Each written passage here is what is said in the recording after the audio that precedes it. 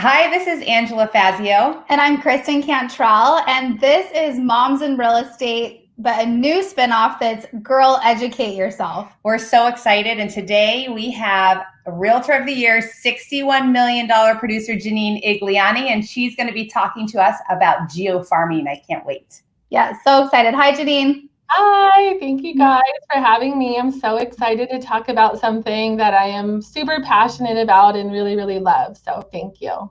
Well, yeah, tell us a little about yourself and start teaching us. Yes.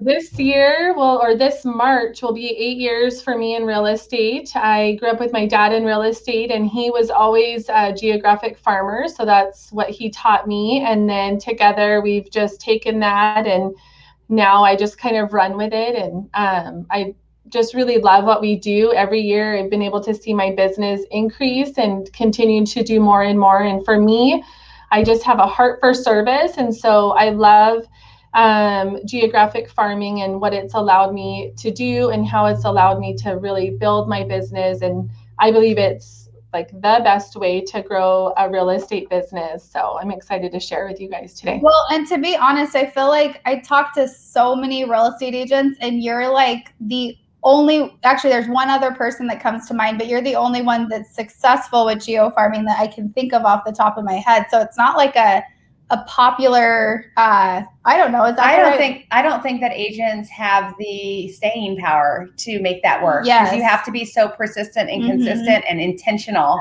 And it can take a long time. Yeah. Yep. Yeah. I mean, I talk about that, and that is truly one of the things, but if you can hang in there, it is so worth it, because honestly, it really does get easier the longer you do it. So we have to assume that there are people out there that even when they hear geo farming, they don't have any idea what that is. So can you start really basically for our audience and let them know exactly what geo farming means? Yeah, so geographic farming, and I love the word farming, right? Because that's really what we're doing. And we're planting seeds with this neighborhood, and this neighborhood could really be any defined area that you choose. And we're planting seeds, we're cultivating, we're investing in this area. And we do that in a series of ways, right? We do it through our intentional marketing, we do it through community events, serving and giving back.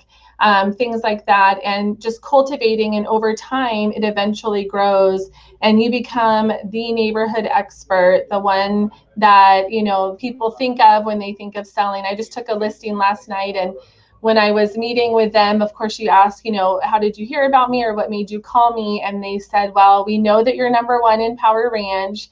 No one sells more than you. We get your marketing pieces, and we just knew that when we were ready to sell, you were the ones that we were going to go with. So that's what a good such feeling. A powerful statement. Yeah, it's such a good feeling to be like, okay, I've done good. Like that is a good listing appointment to go on. Yeah, it's cool to be recognized for that. Yeah.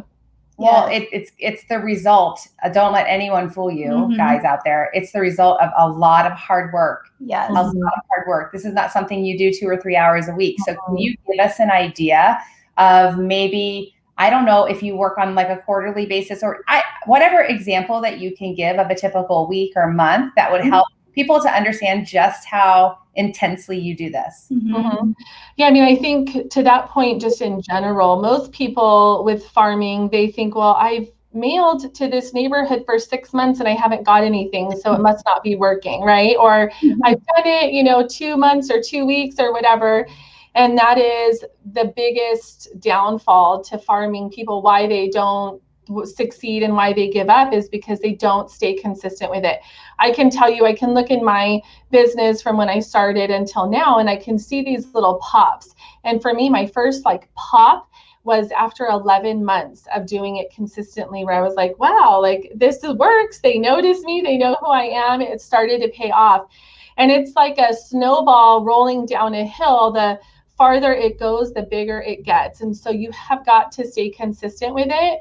That's where you'll see the biggest win. And then doing it not only consistent in terms of how many times you're doing it, but what is your messaging, your branding. You want that all to be consistent. Really, I say from the moment someone either takes your information off their door or gets it out of their junk mail, because that's where it goes, you have like 30 seconds and you want them to just look at it and immediately recognize, oh, hey, that's the go-to realtor. There she is again, right? Because our branding is so super consistent.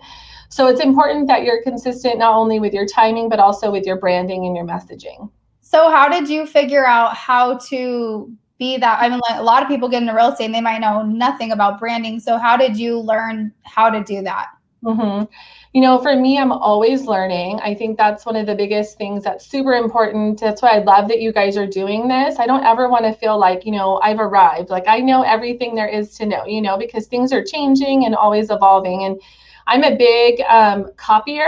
Nothing that I do is really that original. I probably heard it or saw someone else doing it. And I'm like, hey, that's a really cool idea, and copied it. So for me, it's taking advantage of all the other super successful people out there that are doing it and doing it well, and saying, what are they doing? What can I implement in my business, and taking it and running with it. And then for me, it just comes down to, you know, you can do all of those things, but when you have the opportunity to get in front of a client, a potential client, you know, really being good at what you do so that you can solidify that business. Because I think you can market all day long and you can be consistent with all of that, but if you're not good at your craft, it's almost worthless. So I think it's those both sides. You need to really be good at what you do, be good with how to manage the client and manage that process, but then also, you know, really good on the side of marketing and getting in front of them, right? It's one thing to get the opportunity and the appointment, but it's another to close them and do a good job so that they're happy with that experience. That's one thing I think that's really important with farming is you get a reputation because you are the neighborhood expert. And so people will tell their neighbors or they'll see what happened. And if you don't do a good job, that's going to get out there too. And so I think that's another thing that's been really great for me is just doing a really good job where they can see like, oh my goodness, you did such a good job with my neighbor's house. They were so happy. And I've had that where people have referred me to other people and I've never even met them, but simply because they know that I'm the neighborhood expert. And that's really cool. So, well, you brought up a few points that I think we need to pause on. First of all, it takes a long time to build that strong reputation. You know, a long time. Most people tap out far before 11 months. And sometimes it takes longer than that. Yeah. And so I think everybody gets that part from just what you're saying, and I believe you, and so should everyone else. The second thing that's very interesting is once you are noticed as the consummate professional or the neighborhood specialist, some people might think that you can lay back for a minute. But I bet you the truth is you actually have to step it up, which brings me to my third point, because you're in the limelight. So you better stay excellent because you slip up, you're in the limelight. Yeah. And everyone's going to know just as well that you did awesome. If you mess up, they're going to spread that just as much as they would spread that that you're awesome. Yeah. In a weird way, it kind of motivates me because and I see this all the time where there are so many people that come into our farms and they're trying to do the same thing with the marketing, with the events, with whatever. And they're just right there, like waiting for me to mess up or to leave or to whatever so that they can take, you know, kind of step into that spot. So that always motivates me and challenges me to like, you know, stay on my game and never like take it for granted, you know? Absolutely. So I definitely want to go back to, okay, from month 1 to month 11, what would you say, like, to give us every detail? Well, no, what would you say, like, because I know how that feels, like, where you're working towards something and you're not seeing the results. So if somebody's out there that's like, I'm trying this, I'm at 6 months, I'm over it, like, give them some advice. Yeah, I mean, obviously you do want to think critically about what you're doing. Like, is this the right activity? And is this a good use of my time? So for me, it's not just one thing specifically. It's really a combination of things. So it's, you know, the consistent marketing. I've always been a door knocker. So door knocking, getting in front of people, doing the events, and you will see little tidbits of that coming into play where you'll get the appointment or whatever. And so it's just a matter of, if you know that you're showing those little evidences of success along the way, then just stick with it, because it will, consistency compounds. And that's so true when it comes to farming. The more that you do it, the bigger it gets and the greater it gets. So you have got to stick with it, and you will see the results. Now, I think it's super important to always evaluate and reevaluate. Is this the right activity? Is this the right thing to do? Is this the right use of my money and whatnot? So I don't want to make it seem like, stick with something. If it's not working, it's not working. But if you are seeing those little evidences of success along the way, then don't give up, especially when it comes to farming, because that's like the biggest key, is that you do the same thing over and over and over, and you do it well. Mm-hmm. So I have some questions that I know that I would be asking if I had never heard of Geo Farming. Can you give some examples? Because if you say, don't spend your time on activities that aren't working, and notice and celebrate the small successes, can you give some examples? Obviously not sales, listings, or sales. What are some examples of some small successes that people should say, all right, I'm on the right track? Mm-hmm. Mm-hmm. So I think if you're doing all of, for me, farming isn't just one thing. It's not just sending a postcard to everybody once a month. For me, farming is your marketing. And that's a variety of things. I think it's important to touch people with your marketing in different ways, because different people receive it differently, right? Some people, like, for example, my husband and I love to get the mail. I don't know why. So I'm like the one that gets the mail. So he would never see something that came in the mail, right? But he is, because of his schedule as a firefighter, he's home more than I am. So the things that are left on our front door, he gets those. So, varying up our marketing is really important, because we want to reach people differently. Mm-hmm. And so if you're seeing, if you're just doing one thing and it's not working, really look at it critically and say, how can I reevaluate that? So I would say, having people recognize your marketing. When I come into a listing appointment and someone has my most recent newsletter, most recent pieces, I know that it's working, right? Because they're telling me. The other thing is, tracking, and I think it's so important to track all your business. Where is it coming from? Is it coming from a referral? Who referred you? And knowing that you can trace it back to that farming or that event. I had an event a while ago. This was early on in my business, where I was talking with somebody there. I had no idea that they were moving to the area. And someone coincidentally referred them to me. And when I went to go meet with them for the first time, I'm like, hey, I met you at this event. And it was great because it reinforced who I was as the neighborhood expert. So being able to connect some of those things and making sure that the things that you are doing are working and paying off. I am telling you, I am the queen of doing something and having it not work out. And I quickly am like, okay, that didn't work. I'm not going to do that again, right? And then paying attention to what does work and consistently doing it. I'll tell you, one of the things that we randomly thought of doing was a ice cream giveaway. And we did it just one time. I love to give back and just serve my community. It's just my heart. And so we came up with having an ice cream truck set up in the neighborhood and just giving away free ice cream. And it has been one of the most successful things that we do. It is so easy.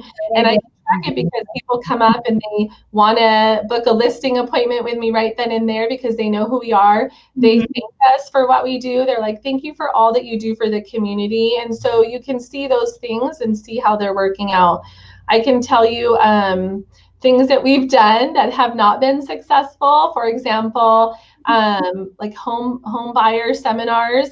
For the time and the money and the energy that you put into them, I personally, it's just not a worthwhile investment. I can spend my energy and effort and money elsewhere. And so being able to track those things is important to say so that you don't, make those same mistakes again. I don't know if that answers the question, but that's really good. It really does, because I know that I have to force myself to track. But it's been 20 years of me knowing that tracking makes sense, because in the moment when you're in the weeds, you can't see anything. Yep. But when you get to look back on numbers or trends or sources, it literally can shape the way you do your business. I don't know how anyone can have a truly successful, thriving business without some sort of tracking so that you can reflect on your successes, reflect on your growth, and measure what's working and what's not. So that is a huge nugget that you gave our audience in the importance of tracking. Yeah, it's so true. I feel like I was so good at tracking for so long. And sometimes it's easy to not do it. I know. You got to stick with it. Yeah, you do, for sure. Kristen and I are preaching to each other now. I know. We need to track better. I'm always preaching to myself. I'm like, let me give you advice that I need to be doing. Oh my gosh.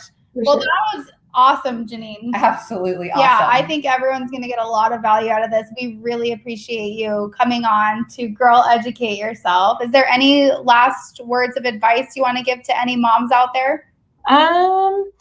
Just the idea that success is not simple, it's simple, it's not easy. Right. And I share that because I think, and especially with farming, it is like a super simple process to follow to set yourself up for success. It doesn't mean that it's easy in the weeds. And so just sticking with it, hanging in there, being consistent, the reward is so, so great. I absolutely love what I do. I feel so proud of my business, and I love that we really do it with a heart of service, and it just makes you feel so good at the end of the day. So yeah, when you serve God and you serve people, there is reward in that. There is absolutely reward in that, and I can see that all over you. So I appreciate that. Thank you guys. Awesome. Okay, guys, we will see you for the next episode of Girl Educate Yourself.